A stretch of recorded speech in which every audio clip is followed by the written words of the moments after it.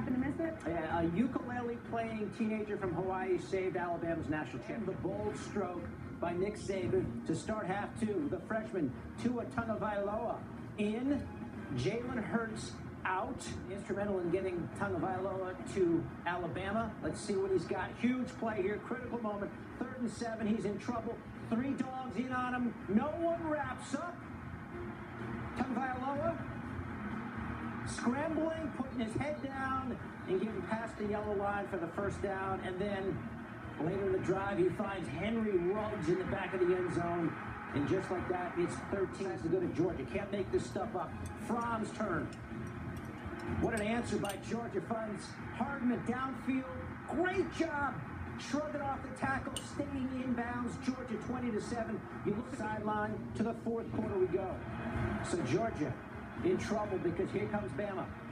Tagovailoa for Jerry Jeudy near the sideline for a first down. Good for 20. Later in the drive, it's a 4th and 4. Plenty of time, and then scrambling to his left and zipping it for Calvin Ridley for the score. And Bama would tie this at 20. After a Georgia punt, the Tide gets it back. It's Ridley tacked on. 3 plays later, 3rd and 3. The keeper for Tagovailoa. Again, putting the head down and getting the first down. We get it down to 3 seconds on the clock. Andy Papanastis hooked one early in the game, and Saban can't believe it. We're going to overtime. In OT, Georgia gets it first. Fromm sacked by Terrell Blankenship. Rose Bowl hero. Cranking it up again from 51. Yes. The Dogs take the 3-point lead in overtime. And 26. And just when you thought Alabama was in deep trouble, this happens. Tagovailoa to Devontae Smith, a guy who recruited at the U.S. Army Bowl last year. And Bama comes back to win it. What happened on that play? They had split safety. You know, the safety on Devontae's side, on the single receiver side, he tried to disguise his coverage. I tried to look him off. He stayed in the middle. Then I went back outside. It was cover 2 on their side, you know, but he stayed inside. So, I mean, I took a shot downfield and he caught it. A national championship game for the ages. Saban's got his 6th national title, ties him with Bear. Bama wins 26-23. Allison Williams. Coach brought the quarterbacks together, and he made the statement that, Tua, you're going to start out the second half, and, we're going to rotate the quarterbacks, see how things go. So we went from there. What went through your mind when Coach let you know you were about to play in a national championship game? First and foremost, I just like to thank my Lord and Savior, Jesus Christ.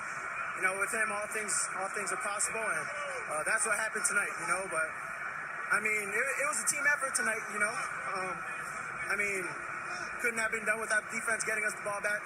Our O-line blocking, working their butts off, as well as our receivers. It was just a great team effort.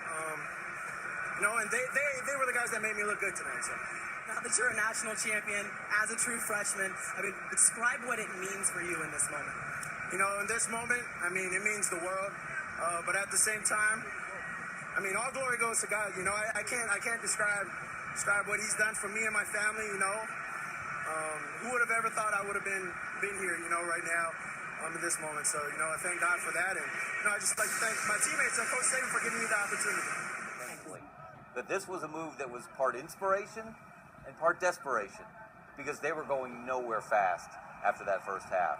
If they had continued on that path, they might have been run out of this place. So I think it's the greatest, toughest, smartest, gutsiest decision of Nick Saban's career. Tua Tagovailoa, this rolls right off the tongue there. Bench guy, now he's a hero. Help me out here. What does that performance rank for you among the most surprising that you've seen?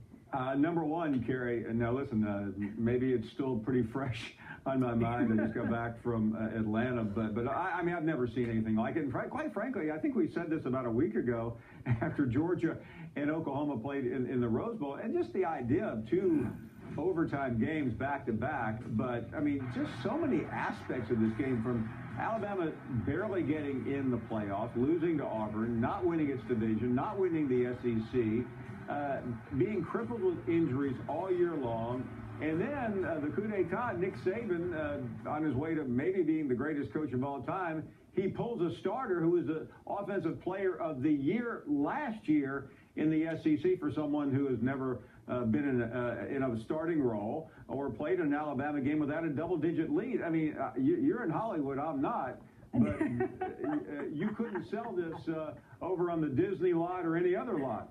5 championships in 9 years. You can't find a correlation to that in college football history.